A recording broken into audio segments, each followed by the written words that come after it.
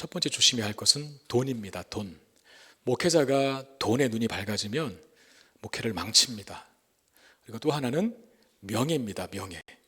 목회자가 명예욕에 사로잡히면 교회에 안 있어요. 자꾸 돌아다녀요. 그리고 여기저기 자꾸 다 끼려고 합니다. 그리고 신문에 자기 이름 나는 걸 굉장히 좋아합니다. 네, 그것도 유혹이죠. 그리고 또 하나가 뭘까요? 여자입니다. 여자.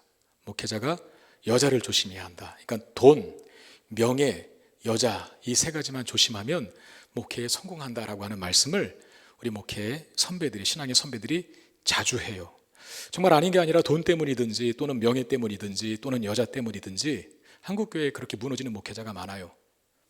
우리 한국교회의 청년 사역을 정말 잘했던 목회자들이 특히 여자 문제 때문에 넘어지고 미끄러지는 경우가 많은데 우리 양호영 목사님 조심하시기를 바랍니다. 예. 양호영 목사님. 양호영 목사님 미혼이잖아요. 그죠? 예. 소개시켜 주시기를 바랍니다. 좋은 분 있으면. 저 같은 결혼을 한 가정을 이루고 있는 목회자가 여자에 넘어지면 안 되겠죠. 그건 뭐 쌓는 건 힘든데 무너지는 건 한순간이거든요. 여러분 그렇잖아요. 잊어버리는 건 한순간입니다. 이걸 굉장히 조심해야 하는데 특히 여자 문제에 있어서 그거는 어쩌면 돈의 문제라든지 명예의 문제라든지 하는 것은 그 목회자 가정만 무너지면 되는데 여자 문제가 걸리면 상대방의 가족도 같이 무너집니다. 두 가족이 무너지는 거죠. 그래서 더 치명적일 수 있어요. 저는 교회에서 이제 예배를 드리고 앞에 나가서 인사할 때 의도적으로 여자 성도님과는 악수를 안 합니다. 의도적으로. 남자 성도님과만 악수를 합니다. 제가 여자를 차별하는 게 아니라 여성을 차별하는 게 아니라 저 스스로 좀 조심하자. 우리 교회가 그런 분위기로 갔으면 좋겠다라고 하는 무언의 어떻게 보면 그 표현과도 같은 거거든요. 물론 이제 악수를 하는 여성분들도 계시죠. 노모님이라든지. 그리고 막 저의 손을 정말 잡고 싶어서 오시는 분이 있어요. 나이 드신 분이. 그런 분들에게 자꾸 제 손 감추면 안 되잖아요. 한 번씩은 잡아드리는데 그런 분들을 빼고는 대체적으로 여성분들과는 악수를 안 합니다. 그러니까 이성 문제에 있어서 저 스스로 경각심을 일깨우기 위한 부분과 교회가 이런 문제에 있어서 좀 신중하게 대하였으면 좋겠다라고 하는 어떤 그런 취지에서 그렇게 합니다. 여러분 삼손이라고 하는 사람, 이 성경이 참 재밌어요. 오늘 본문도 여러분들이 읽었지만 이게 만약에 성경이 아니라 그냥 소설책이었다면 여러분 아주 재밌게 읽었을 거예요. 근데 성경에 어려운 말, 잘 쓰지 않는 말들이 많이 나와서 감이 안 잡히는 분들도 계시겠지만 그 내용 자체는 굉장히 재미있는 거거든요. 그러니까 삼손이라고 하는 사람, 그 삼손이 약했던 대상이 뭡니까? 여자입니다. 삼손은 나실인이거든요. 하나님께서 세우신 사람, 구별되어 세우신 사람, 이스라엘 백성들을 구원하라고 구별하여 세우신 사람이 삼손인데 이 사람이 자꾸 여자에 놀아나요. 특별히 여자에 약했습니다. 여러분 사탄은 우리의 약한 것을 항상 헤집고 들어오거든요. 그러니까 여러분들이 강한 것에 대해서 사탄은 헤집고 들어오지 않습니다. 근데 인간들마다, 그리스도인들마다 자기 약점이 있어요. 그 약점을 파고들어요. 대체적으로 청년들은 이성에 약합니다. 왜? 가장 관심이 있을 나이니까. 여성이든 남성이든 간에 청년들이 공통적으로 가지는, 전체적으로 가지는 약점이 있다면 그건 이성일 겁니다. 이성에 대한 호기심이 있을 나이니까. 저는 이해합니다. 청년들이 청년 공동체 안에서 믿는 지체들 안에서 만남을 갖고 교제를 하는 거에 대해서 저는 반대하잖아요. 제가 청년 사역했을 때도 반대 안 했고요. 오히려 격려해주고 응원해주고 기도해줬죠. 그런데 경계를 할 수밖에 없는 지체들이 몇 명 있었어요. 난잡하게 하는 애들이 있었어요. 그러니까 불과 이 사람 사귄 지 얼마나 됐다고 또 다른 사람 사귀고 심지어는 양다리 이렇게 가는 사람도 있어요. 그거는 바람직하지 않잖아요. 그죠? 그게 약한 거예요. 그 약한 것을 이성교제가 왜 죄가 되겠습니까? 그런데 이성교제를 죄로 만드는 일을 사탄이 한다니까요. 삼손이 거기에 약해서 자꾸 넘어집니다. 사사기 우리가 16장을 읽었는데 사사기 16장은 삼손이 이 딥나 여인에 이어서 우리가 14장에서 보았던 딥나 여인에 이어서 두 번째 여인인 기생, 그러니까 창녀죠. 그 매춘부와 세 번째 여인인 드릴라, 우리가 너무나 잘 아는 드릴라라고 이름하는 여인과의 관계 속에서 일어나는 사건을 기록하고 있습니다. 삼손이 가사 지방, 블레셋의 가사에 있는 기생을 찾아간 데는 다른 이유가 없습니다. 오로지 정욕을 채우기 위해서 가사 땅에 있는 기생을 찾아갑니다. 16장 1절부터 3절까지가 단 3절로 그 내용을 기록하고 있는데, 삼손이 왜 가사 땅에 갔는지 이유가 없어요. 하나밖에는 기생 만나기 위해서 갔다는 거거든요. 그러니까 삼손은 사사이면서 동시에 나실인이거든요. 근데 그가 얼마나 하나님께서 맡기신 사명과는 거리가 먼 그런 행보를 보이고 있는지 이 사사기 기자는 계속 지적해주고 있는 것이죠. 그러니까 이게 신호예요. 하나의 경고. 이대로 계속 가면 무너진다, 이런 시그널이거든요. 근데 삼손은 지금 나실인으로서 이스라엘을 구원해야 할 사사로서의 책임은 망각하고 자기 정욕에 이끌려서만 살아가고 있다는 거죠. 이제 삼손의 눈앞에 또 다른 여인이 등장하는데 그 여인이 바로 드릴라입니다. 4절에 보면 삼손이 드릴라라고 하는 여인을 사랑했다라고 기록하고 있는데, 16장 4절에 이후에 삼손이 소래골짜기에 드릴라라 이름하는 여인을 사랑하며 그랬습니다.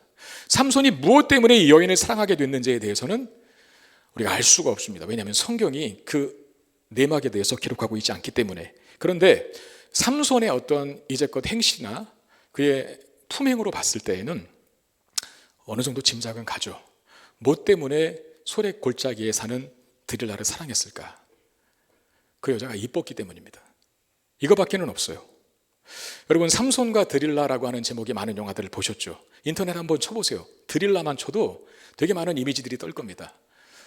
드릴라라고 하는 이미지가 떴을 때 그 사진들을 보면 당시에 이제 그 영화로 만들어서 방영된 한 컷들이 이제 올라오는데, 드릴라 역할을 하는 여배우들은 다 이쁩니다.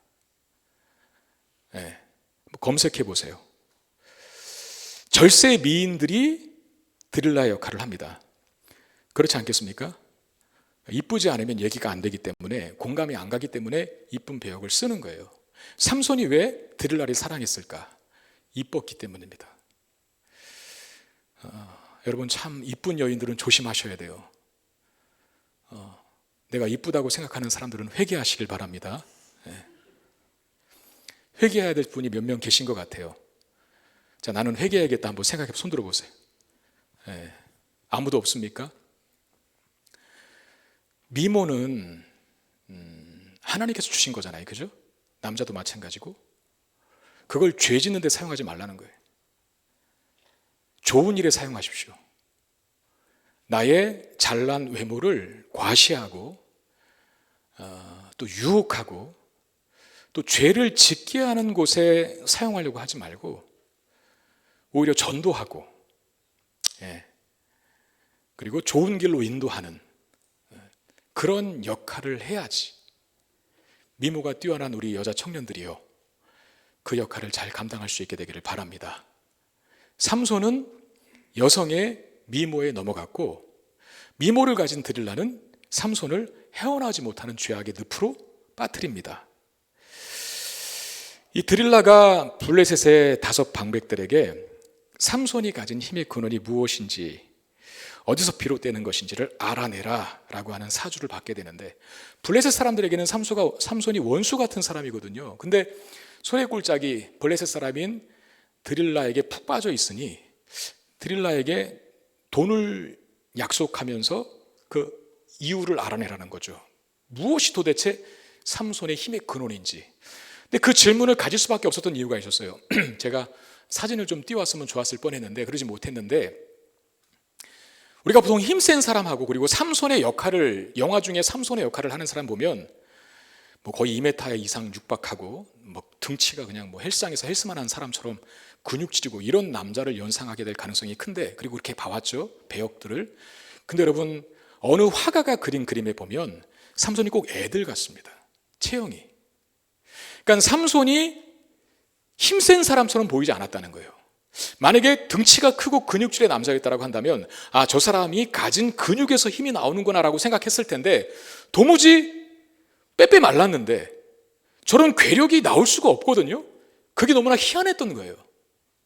그래서 돈을 주고, 오늘날로 말하면 거의 수십억 원의 돈을 걸고 드릴라에게 사주합니다. 너가 삼손이 어디서부터 그 힘이 나는지를 알아내면 우리가 이 수십억 너에게 줄게 라고 말입니다. 은 1,100개라 그랬잖아요. 5절에 보니까 블레셋 사람의 방백들이 그 여인에게로 올라가서 그에게 이르되 삼손을 꿰서 무엇으로 말미암아 그 큰 힘이 생기는지, 그리고 우리가 어떻게 하면 능히 그를 결박하여 굴복하게 할 수 있는지를 알아보라. 그리하면 우리가 각각 은 1,100개씩 내게 주리라 그랬는데, 그 은 1,100개, 간단하게 이야기하면 수십억 정도는 되었을 것이라고 생각이 됩니다. 그런 다음에 들릴라가 그 돈을 얻기 위해서 삼손의 힘의 출처가 무엇인지 아주 집요하게 물어대는데, 3번 정도까지는 삼손이 진실한 대답을 하지 않아요. 마르지 않는 새 활줄 7으로 나를 묶으면 내가 약해진다 라든가 본문에 있거든요, 그 말이. 그리고 쓰지 않는 새 밧줄로 나를 묶으면 나는 다른 사람과 똑같아진다라고 말하든가, 그러면서 이제 머리털 7가닥을 배틀의 날실에 섞어 짜면 힘이 사라진다라고 이렇게 3번은 진실한 힘의 원인에 대해서 밝혀주지 않고 약간 거짓을 이야기하거든요. 근데 문제는 뭐냐면 점점점 정답에 가까워오고 있었다는 거예요. 처음에는 줄 얘기했다가 나중에는 머리털을 이야기하거든요. 머리털을. 그러니까 저는 이 대목에서 삼손이 죄의 수렁에서 헤어나오지 못하는 모습을 본다는 겁니다. 쾌락의 노예가 되어 있다는 거예요. 여러분, 그 드릴라가 한번 물어봤어요. 근데 삼손이 거짓말을 했어요. 그리고 정말 마르지 않는 쇠활줄로 7번 묶었어요. 그럼 그 드릴라라고 하는 여인이 삼손을 공격한 것 아닙니까? 그럼 얼른 알아차리고 나왔어야죠. 근데 안 떠나요. 그러면서 또 울고불고 난리를 치니까 당신 나를 사랑하는 게 맞나요? 라고 하니까 또 거기에 넘어가서 또 다른 변명을 하고, 그렇게 3번 반복을 합니다. 이게 말하는 게 뭡니까? 여러분, 죄라는 건 쾌락이 있어서 거기에 발을 들이면 잘 헤어나오기가 쉽지 않습니다. 음란한 동영상에 중독된 사람이 한 번에 그걸 끊습니까? 그렇지 않아요. 담배도 마찬가지. 이런 것들이 점점점 오염되기는 쉬운데 나오기는 참 어렵다는 거예요. 본인이 잘못되는 길을 걸어가고 있다는 것을 알면서도 안 나와요. 근데 문제는 뭐냐면 빨리 깨달았을 때 나와야죠. 뛰쳐나와야죠. 근데 계속 거기에 앉아 있습니다. 벌써 3번이나 삼손을 공격했는데도 불구하고 삼손은 마치 마약 중독자처럼 그 늪을 벗어나지 않습니다. 들릴라의 계속되는 재촉에 삼손이 고민이 깊어지는데 16절에 보니까 삼손의 마음이 번뇌하여 죽을 지경이라 라고 기록을 합니다. 번민할 게 뭐 있나요? 드릴라의 그 흑심을 알았다면, 삼손을 이용해서 돈을 벌 목적인 것을 알았다면 빨리 뛰쳐나왔어야죠. 근데 이 한 번 발을 들인 늪에 빠지면 자기도 모르게 계속 그게 늪으로 들어가는 것처럼 이 죄의 쾌락의 요소로 자꾸 내리막길을 향해 가는 삼손의 모습을 봅니다. 결국 삼손이 드릴라의 애원에 못 이겨서 힘의 비밀을 말합니다. 근데 충격적인 건 삼손이 전혀 나실인답지 않게, 전혀 하나님의 사명자답게 살지 않았음에도 불구하고 자신이 사명자라고, 자신이 나실인이라고 밝히고 있는 데 있습니다. 자, 16절 17절 말씀, 16장 17절 말씀. 삼손이 진심을 드러내어 그에게 이르되 내 머리 위에는 삭도를 대지 아니하였나니 이는 내가 모태에서부터 하나님의 나실인이 되었습니다. 만일 내 머리가 밀리면 내 힘이 내게서 떠나고 나는 약해져서 다른 사람과 같으리라 하니라 그랬어요. 자, 삼손이 이제껏 살아가면서 나실인다운 삶의 행보를 한 번도 보인 적이 없습니다. 그럼에도 불구하고 지금까지도 삼손은 자기가 나실인이라고 말하고 있어요. 머리 하나 자르지 않은 것으로 자신이 나실인이라고 생각하고 있는 사람, 이게 삼손인데, 우리식으로 말하면 뭐라고 할 수 있을까요? 그냥 내 집 앞 대문에다가 성문교회 교표 하나 딱 달아놓고 주일도 안 지키고 성경은 전혀 안 읽고 말씀대로 살려고 노력도 안 하면서 이력서에 쓸 때는 종교란에 나는 기독교라고 쓰는 사람하고 똑같죠.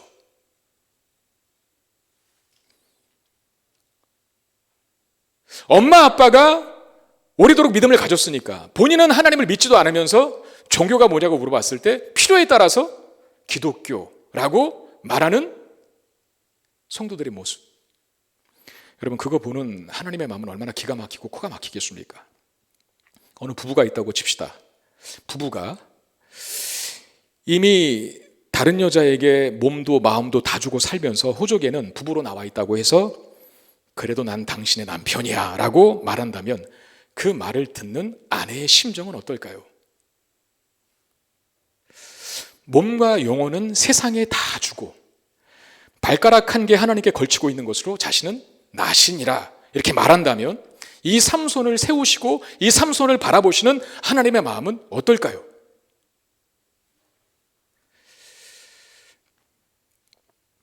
삼손의 힘의 근원 뭡니까? 사실 머리카락이 아닙니다. 삼손이 기른 머리카락은 자신이 누구의 지배를 받고 있는가 이것을 명확히 하는 하나의 상징일 뿐이거든요.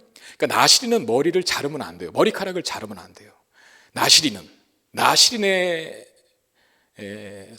나시린으로서 서원하고 그 서원을 지키는 기간 동안은 머리에 삭도를 대면 안 되거든요. 왜 그러냐면 자신이 머리가 아니라, 즉 주인이 아니라 내 머리 위에 하나님이 계시다. 하나님이 나의 주인이다 라고 하는 차원에서 머리를 안 자릅니다. 나시린으로 서원한 기간 동안은. 그러니까 삼손의 힘의 근원은 정확하게 머리카락에 있는 게 아니라 하나님과의 관계에 있죠. 하나님이 나의 주인이십니다. 하나님이 나의 머리이십니다. 하나님이 나의 왕이십니다 라고 인정하고 고백하며 살 때 거기에서 삼손의 힘이 나오는 거죠. 삼손이 가진 힘이 사라져버리게 된 이유를 성경이 뭐라고 밝히고 있는지를 한번 보십시오. 사사기 16장 20절에 보니까 데릴라가 이르되 삼손이여 블레셋 사람이 당신에게 드리작 던지니라 하니 삼손이 잠을 깨며 이르기를 내가 전과 같이 나가서 몸을 떨치라 하였으나 여호와께서 이미 자기를 떠나신 줄을 깨닫지 못하였더라 그랬어요. 여호와께서 이미 자기를 떠나신 줄을 깨닫지 못하였더라. 그러니까 하나님이 떠나니까 그가 가지고 있는 모든 은사, 능력, 재능들이 다 사라지게 된 것이죠. 여러분, 우리의 신앙은 어느 특정한 그 종교적인 형태를 띠는 것으로 성립되는 것이 아닙니다.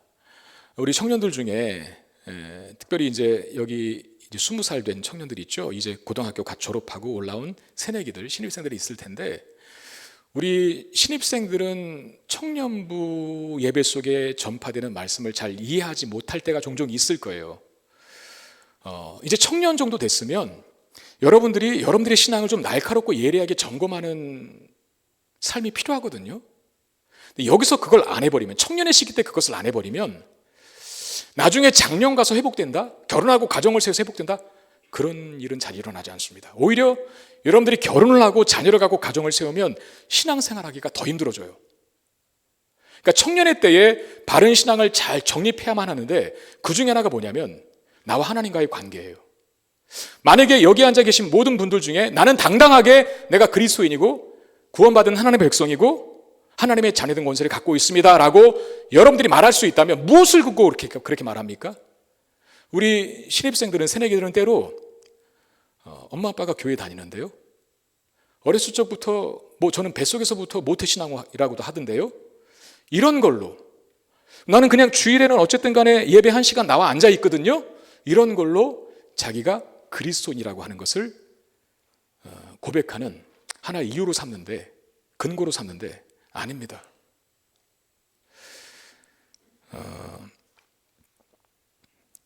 내가 기독교를 믿는 국가에서 태어났다고 또는 가정에서 태어났다고 집에 성경책을 몇 권 가지고 있다고 해서 기독교 신앙을 가진 자가 되는 것은 아니죠. 우리의 신앙은 하나님과 나와의 관계 속에서 형성되는 거예요. 저도 딸 자식, 아들 자식이 있지만 아버지가 목회자고 엄마가 목회자의 아내고 그리고 어렸을 적부터 늘 교회에서 살았고 늘 말씀을 들었고 늘 예배 자리에 있었고 늘 봉사했고 했다고 해서 그것이 제 자식들을 그리스도인이다, 구원받은 하나님의 자녀다라고 인정해주는 근거가 될 수는 없습니다. 본인들이 직접 하나님 만나야 돼요. 하나님과 나와의 관계를 형성해야 돼요. 그 하나님과 나와의 관계가 뭡니까? 하나님이 살아계신 분으로 믿어지는가? 여러분들에게 묻겠습니다. 하나님이 살아계십니까? 이게 잘 안 믿어지는 분도 있을 거예요, 분명히. 그리고 역사와 우주를 창조하시고 섭리하시는 분이 하나님이다. 역사와 우주를 창조하시고 창조만 했을 뿐만 아니라 그 역사와 우주의 주인으로서 섭리하시고 이끌어 가시는 분이 하나님이다라고 하는 확신 있는 고백이 있습니까?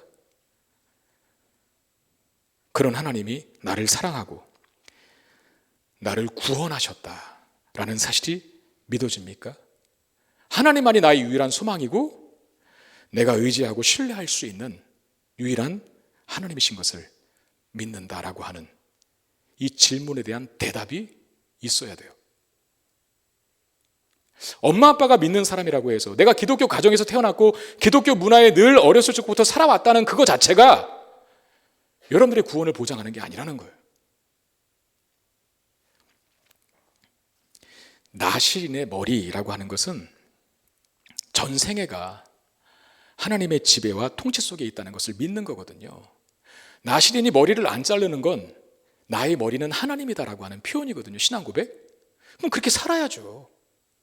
나의 머리가 하나님이면 삼손이 머리 안 자르고 머리 길러서 자기가 나실인 것을 알면 머리 하나 안 자른 것으로 나신이라고 인정하고 떠벌리고 다닐 게 아니라 하나님이 주인인 인생을 살아야죠.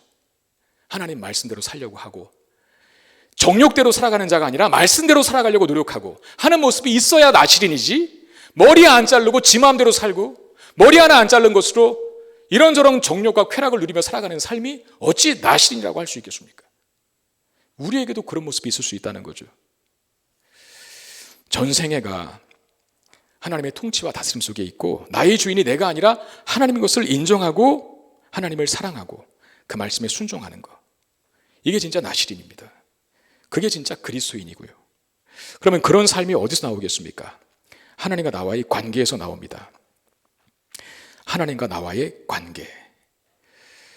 나실인, 하나님께 봉헌된 자, 누구보다도 하나님과의 친밀한 관계가 요구되는 역할을 맡은 자이거든요. 그러니까 삼손은 나실인으로서 여자를 탐할 게 아니라 하나님과의 친밀함을 늘 추구하는 자로 살아야 있음이 맞다는 거죠. 하나님을 갈망하는 자로, 여자를 갈망하는 자가 아니라 하나님을 갈망하는 자로, 죄를 갈망하는 자가 아니라 하나님 말씀대로 살아가는 삶을 갈망하는 자로 서야 맞는 것이죠. 삼손의 힘은 바로 하나님께서 그에게 가진 이 관계의 끈 때문이었던 겁니다. 근데 계속 삼손은 하나님을 멀리합니다. 하나님의 뜻대로가 아니라 자신의 뜻대로 살아갑니다. 하나님이 그 위에 계신 게 아니라 자기가 자신의 왕이 되어 자기 마음대로 살아갑니다. 결국 하나님께서 떠나시죠. 네. 결국 삼손에게 있었던 능력이 더 이상 나타나지 않게 됩니다. 하나님과의 관계가 단절된 삼손의 모습, 오늘 16장 21절에 기록하고 있는데 한번 보시겠습니다. 블레셋 사람들이 그를 붙잡아 그의 눈을 빼고 끌고 가사에 내려가 노줄로 매고 그에게 옥에서 맷돌을 돌리게 하였더라 그랬어요. 여러분, 이것만큼 지금 비참한 신세가 어디 있습니까? 눈이 뽑혔대요. 노줄로 매었대요. 무거운 노소로 된 줄로 옥에 갇힌 채 맷돌을 돌리는 신세로 전락합니다. 하나님이 떠나신 삼손, 하나님과의 관계가 끊어져 버린 삼손은 힘이고 뭐고 없어요. 능력과 은사와 재능을 다 잃어버렸어요. 그리고 아주 비참한 모습으로 전락합니다. 우리 이런 삼손의 모습을 보면서 두 가지를 좀 이 시간 새기고 갔으면 좋겠는데, 하나는 여러분, 세상과 버타느라 하나님을 잃어버리지 마십시오. 들릴라의 유혹을 피하라는 겁니다. 화려한 것, 아름다운 것, 눈에 보기에 좋은 것을 쫓다가 하나님을 잃어버릴 수도 있다는 것을 늘 경계로 삼으셔야 합니다. 요한일서 2장 15절 16절 말씀, 자, 우리 한번 같이 읽어볼까요? 같이 읽겠습니다. 시작. 이 세상이나 세상에 있는 것들을 사랑하지 말라. 누구든지 세상을 사랑하면 아버지의 사랑이 그 안에 있지 아니하니. 이는 세상에 있는 모든 것이 육신의 정욕과 안목의 정욕과 이생의 자랑이니 다 아버지께로부터 온 것이 아니요 세상으로부터 온 것이다. 세상을 사랑하면서 동시에 하나님을 사랑한다, 그렇게는 못한다는 겁니다. 세상을 사랑하든지 하나님을 사랑하든지 이렇게 된다는 거거든요. 근데 하나님을 사랑하면 세상을 사랑하지 않게 된대요. 근데 반대로 하나님을 사랑하지 않으면 세상을 사랑하게 된대요. 근데 세상을 사랑할 때 생기는 문제가 뭐냐면 육신의 정욕에 빠져 살고 안목의 정욕에 빠져 살고 이생의 자랑에 취해 산다라고 하는 겁니다. 그 육신의 정욕이 뭐냐면 우리가 넘어야 될 선을 넘어버리는 게 육신의 정욕입니다. 예를 들어서 여러분, 인간에게 성욕이라는 게 있습니다. 근데 그 성욕은 하나님께서 허락하신 울타리 안에서 추구되어야 그게 행복의 요소가 돼요. 성적인 욕구 자체가 죄는 아니죠. 하나님이 남녀 간의 사랑과 성적 관계를 통해서 생명이라는 것을 결실하게 하셨잖아요. 그런데 그 아름다움은, 성이라고 하는 아름다움은 결혼이라고 하는 울타리 안에 있을 때에만 의미가 있는 거예요. 그 밖에서 추구되는 것이 육신의 정욕입니다. 그건 반드시 우리를 해롭게 합니다. 그러니까 육신의 정욕이라는 게 하나님 안에서 절제하면서 추구될 때는 가치가 있지만 그걸 넘어버렸을 때는 식욕도 먹는 거, 욕구, 이건 정당한 건데 그게 욕심이 지나쳐서 자기 할 일은 안 하고 먹는 것이 하나의 우상이 되어버린 사람들이 있잖아요. 돈 버는 것도 마찬가지. 돈은 필요한 겁니다. 그 자체가 나쁜 게 아니에요. 그런데 돈을 목적하고 돈을 벌기 위해서 중요한 가치를 다 잃어버렸을 때, 즉 하나님을 예배하고 섬기며 하나님 말씀대로 사는 삶에 대해서는 전혀 관심이 없고 돈만 추구할 때, 그게 육신의 정욕에 빠지는 죄가 되는 것이죠. 안목의 정욕은 뭡니까? 보이는 것의 정욕을 뜻합니다. 이 안목의 정욕에 사로잡힌 사람은 뭐든지 겉만 보고 판단을 합니다. 눈에 띄고 멋지고 웅장하게 보이는 어떤 외적인 것들을 즐거워하고, 그래서 허영심과도 이 안목의 정욕이 연관이 있는데, 보이는 것으로만 모든 것을 판단하면 안 되겠죠. 사실상 우리 그리스도인들은 보이지 않는 영역도 있다는 사실을 기억하고 보이지 않는 영역에 어쩌면 더 큰 가치를 둬야 할 사람들이거든요. 하나님도 보이지 않죠. 예수님도 보이지 않죠. 성령님도 보이지 않죠. 그러나 보이지 않는다고 해서 안 계신 게 아니지 않습니까? 근데 안목의 정욕에 사로잡히면 보이는 것으로만 무조건 판단하고 평가해요. 그래서 예수 안 믿는 사람은, 안목의 정욕에 빠져 있는 사람은 지금 우리가 여기서 이렇게 하고 있는 것을 굉장히 이상하게 생각합니다. 뭐 하는 거지? 우리는 보이지 않는 하나님을 지금 예배하고 있는 거잖아요. 보이지 않지만 하나님이 전지효 목사라고 하는 사람을 통해서 하나님의 말씀을 지금 저와 여러분들에게 하고 계시는 것이잖아요. 그렇죠? 근데 안목의 정욕에 빠지면 무조건 눈에 보이는 것을만, 눈에 보이는 것만 가치를 두고 추구한다는 거죠. 이것도 죄로 우리를 이끕니다. 그리고 이생의 자랑하는 게 있는데, 이생의 자랑, 이건 뭐겠습니까? 어떤 세상 것을 얻는 것에 대해서 굉장히 자부심을 갖게 되는, 예를 들어서 출신 학교나 배경에 대한 자랑, 사회적 지위와 신분을 자신의 생애 전체로 여기고 자존심으로 여기고 자랑으로 여기고 사는 그런 모습을 말합니다. 이생의 자랑.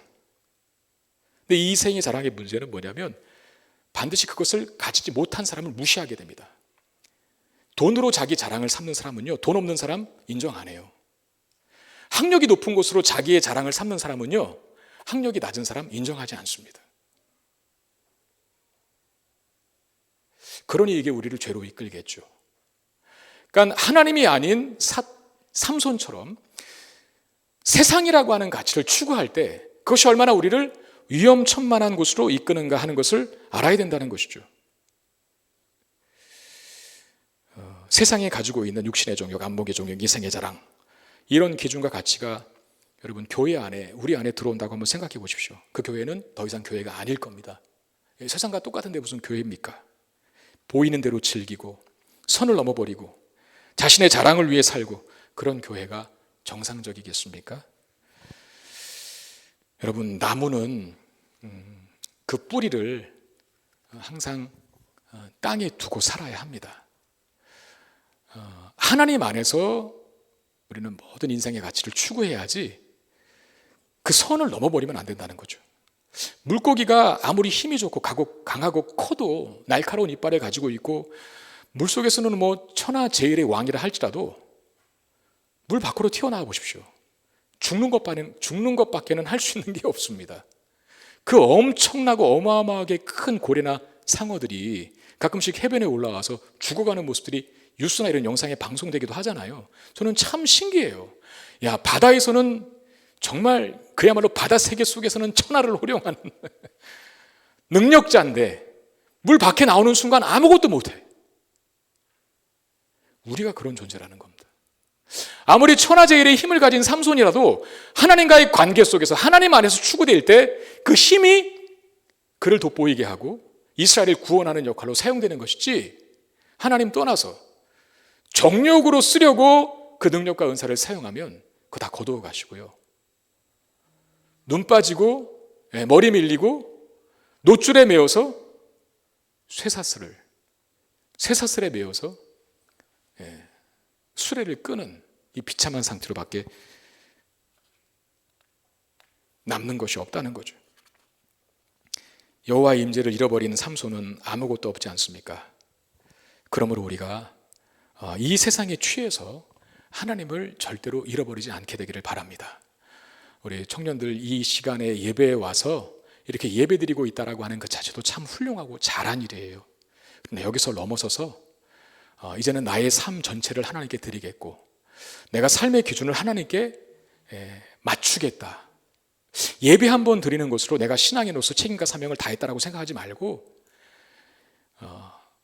교회 안에서나 교회 밖에서나 하나님이 나의 주인이십니다라고 하는 믿음 가지고 말씀대로 한번 살아보십시오. 반드시 하나님께서 영광스럽게 만들 것이고 높여주실 것을 믿습니다. 두 번째, 하나님과의 친밀한 관계가 우리의 삶을 능력 있게 만든다는 것. 하나님과의 친밀함은 우리로 거룩하고 구별된 삶을 살게 합니다. 구별된 삶을. 그리고 그러한 삶이 우리로 하여금 세상을 이기게 하고 정복하게 한다는 것. 요셉도 어려운 상황에 늘 있었지만 요셉이라고 하는 사람이 형제들의 음모 때문에 애굽의 노예로 팔려가고 누명을 쓰고 감옥에 가고 이래도 항상 요셉에게는 하나님이 계셨어요.